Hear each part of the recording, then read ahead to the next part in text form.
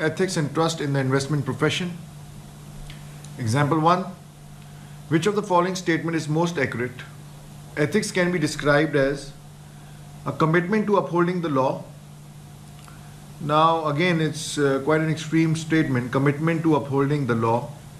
Option B, an individual personal opinion about right and wrong. Again, it's not about the personal opinion. A set of moral principles that provide guidance for our behavior. Now this, I believe, is the right answer.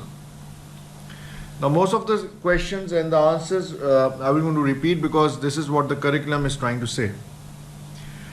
Which of the following statement is most accurate?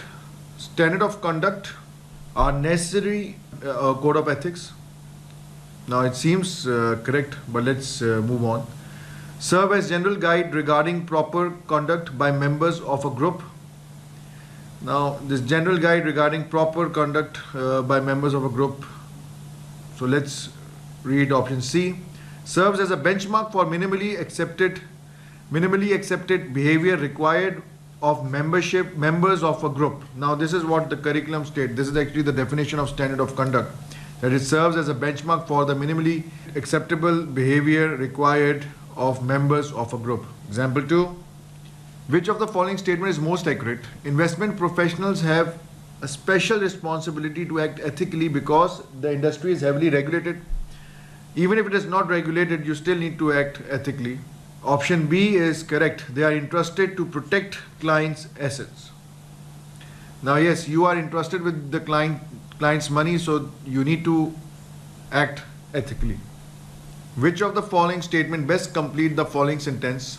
Professionals use their specialized knowledge and skills in service to others to advance their careers. Now this is not true. For the exclusive benefit of the employer. Again, not true. It's not exclusive. You need to benefit first of all your employee, then employer, and so on. So option A is correct, in service to others. Which of the following statement is most accurate? A profession's code of ethics includes standard of conduct or specific benchmark for behavior. It seems correct, so let's put a question mark. Ensures that all members of professions will act ethically at all times. You cannot ensure that.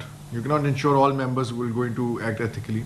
A profession's code of ethics publicly communicates the shared principles and expected behaviors of a profession members. Actually, this is the correct answer and this is the definition as well. Example 3.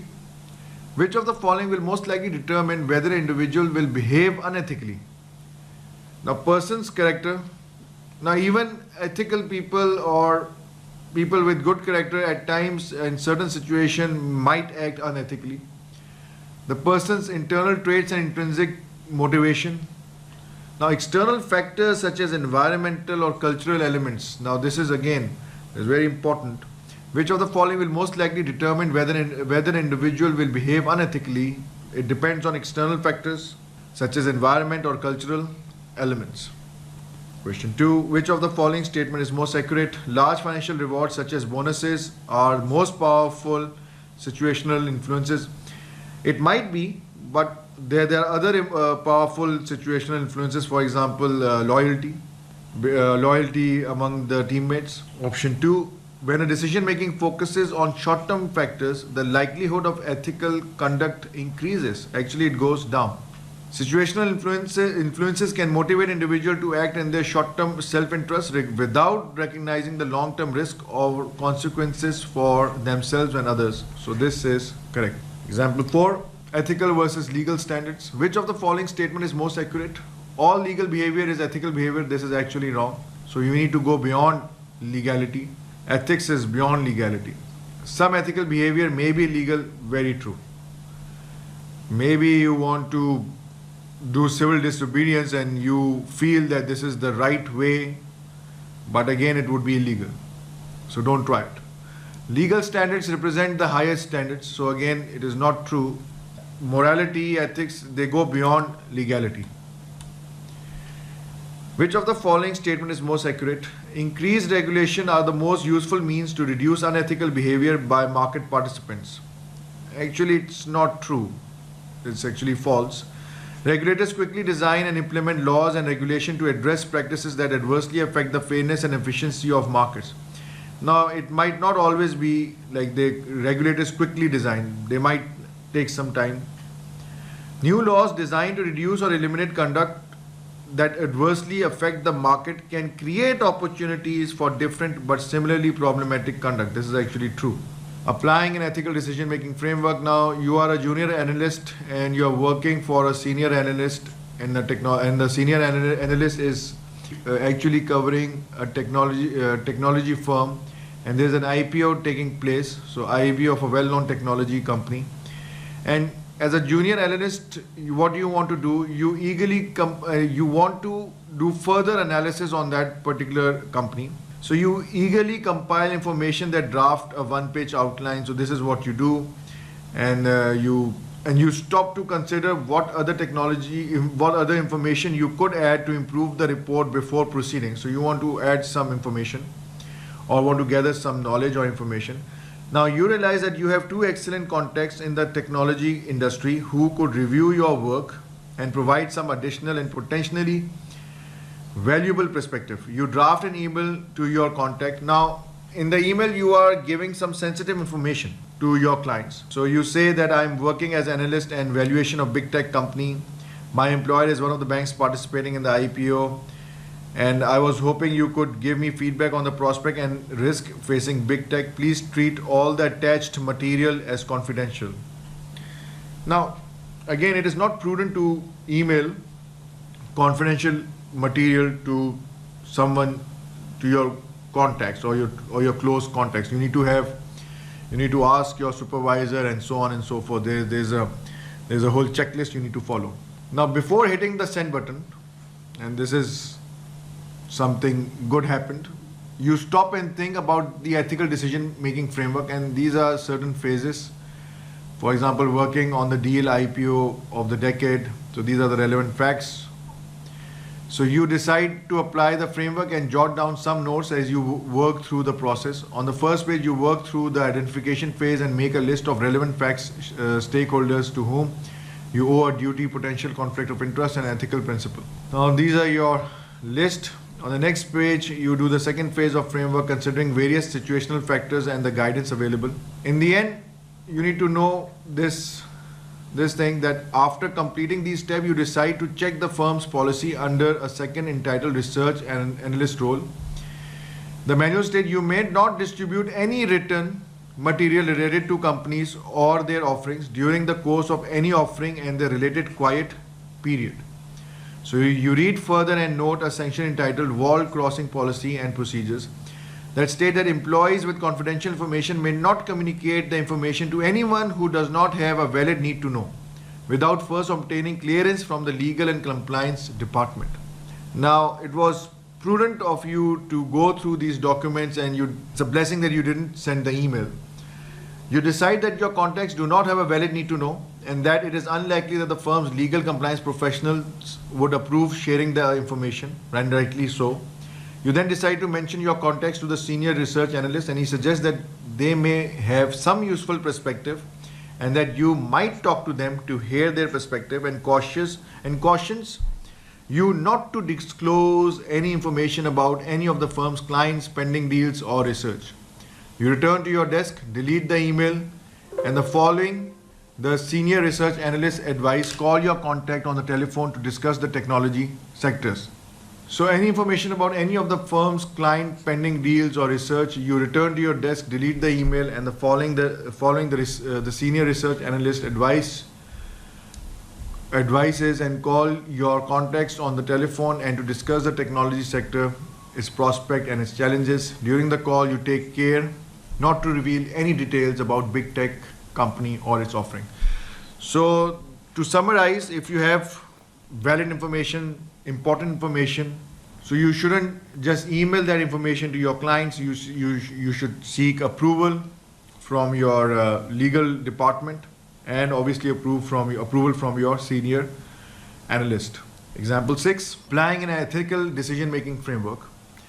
Now, a financial advisor has been saving a portion of his salary to purchase a new vehicle. He is on track to have enough saved within the next 3 months. His employer has offered a special bonus for this quarter, which will go to the team that attracts the most new investors into the firm's investment funds.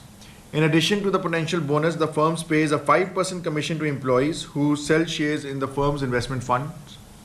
Several of the funds are highly rated, including one designed to provide steady income to investors.